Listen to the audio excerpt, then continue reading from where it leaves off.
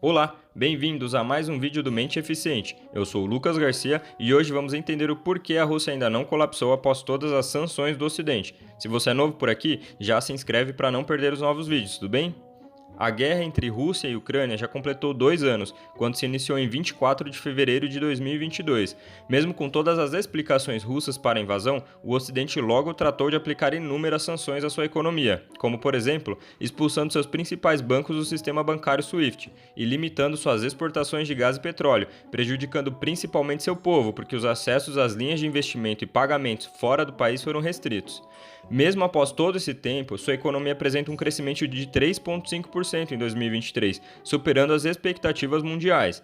Neste vídeo, vou te mostrar como os russos estão enfrentando os desafios das sanções e como estão conseguindo manter o crescimento da sua economia. Se puder, já deixa seu like, se inscreve aqui no canal e também, se possível, fique até o final do vídeo porque gostaria da sua opinião sobre alguns questionamentos.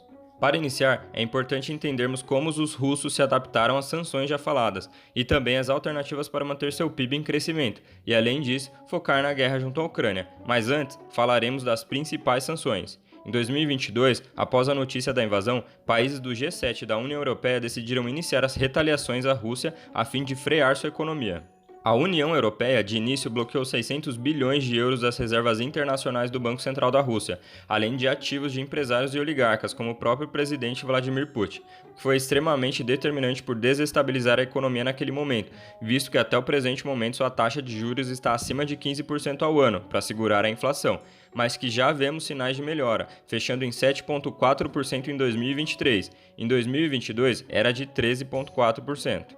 Além disso, outra sanção importante foi o de retirar os principais bancos do país do Sistema Internacional de Pagamentos, conhecido como SWIFT, que é o responsável por permitir que diferentes instituições financeiras realizem transações no mundo todo, levando a um isolamento para com os mercados ocidentais. Outra grande perda russa junto ao Ocidente foram as exportações, que em 2020 representavam mais de 37% do seu comércio exterior. O G7 estabeleceu um teto de preço para o barril de petróleo, o que fez com que as exportações reduzissem 14% e perdessem mais de 34 bilhões de euros.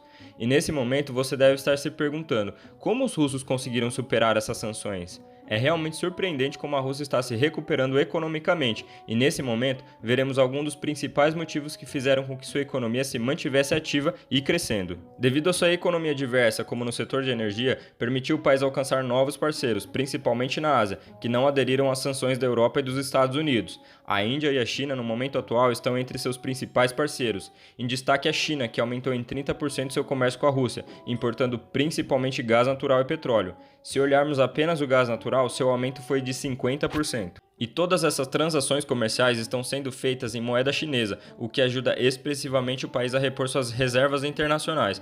Para termos uma ideia, em 2022, ano em que a guerra começou, o uso da moeda chinesa aumentou 80 vezes, enquanto o dólar caiu pela metade. É indiscutível a capacidade que a Rússia tem em driblar os bloqueios ocidentais, voltando-se apenas para mercados asiáticos. Mas isso não é de agora, os russos já possuem experiência. Em 2014, após a anexação da Crimeia, o Ocidente já havia ameaçado a expulsão dos bancos russos do sistema SWIFT, e com essa possibilidade iminente, o país se preparou para possíveis sanções futuras, que vimos acontecer agora em 2022. Nesse contexto, foi criado um sistema semelhante chamado de SPFS, que significa Sistema de Transferências de Mensagens Financeiras.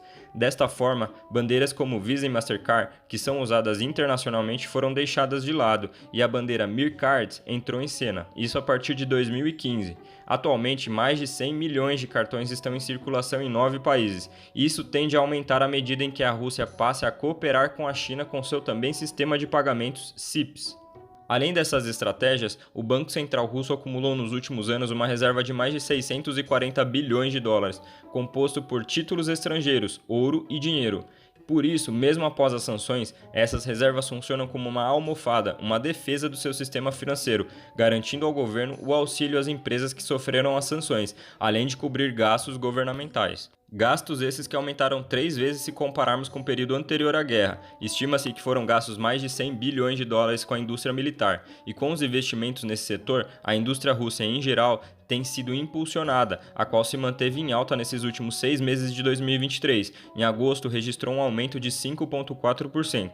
Somando-se a isso, a Rússia consegue suprir a alta demanda mundial por commodities, sendo de longe o maior exportador de gás natural, o terceiro maior em petróleo e o primeiro em trigo na agricultura, fora as exportações de insumos para o mercado agrícola, representando 22% das importações brasileiras de adubos. Vemos que, com sua economia diversificada e complexa, a Rússia tem conseguido se manter ativa, crescendo mais que países como o Reino Unido e a Alemanha, por exemplo, mesmo sofrendo inúmeras sanções do Ocidente. Estimativas apontam que a economia já tenha retomado ao crescimento anterior à invasão da Ucrânia, mas o caminho no futuro pode ser incerto. Vemos que, historicamente, os gastos com as forças militares levam os países a déficits orçamentários, que consequentemente levam à redução de receitas, aumento da inflação e endividamentos expressivos. Agora faremos um resumo de como a Rússia tem se superado e mantido sua economia forte e crescendo. Primeiro, diversificação da economia. A Rússia mantém sua economia forte em diversos setores, protegendo-a de sanções. Segundo, mudança estratégica de parceiros comerciais. Os russos, após as sanções do Ocidente, mudaram seus parceiros comerciais voltando-se para a Ásia. Terceiro, criação do seu próprio sistema de pagamentos financeiros, conseguindo se esquivar do bloqueio ao sistema SWIFT. E por último, acúmulo de reservas internacionais, protegendo seu sistema financeiro e garantindo o financiamento do país. Te agradeço por chegar até o final do vídeo. Agora é com você. Comente qual será o destino da Rússia no futuro se mantivermos esse cenário. Qual sua opinião acerca de todas as sanções do Ocidente? Já deixa seu like no vídeo para me ajudar a trazer mais conteúdo e se inscreva aqui no canal, combinado? Até o próximo vídeo.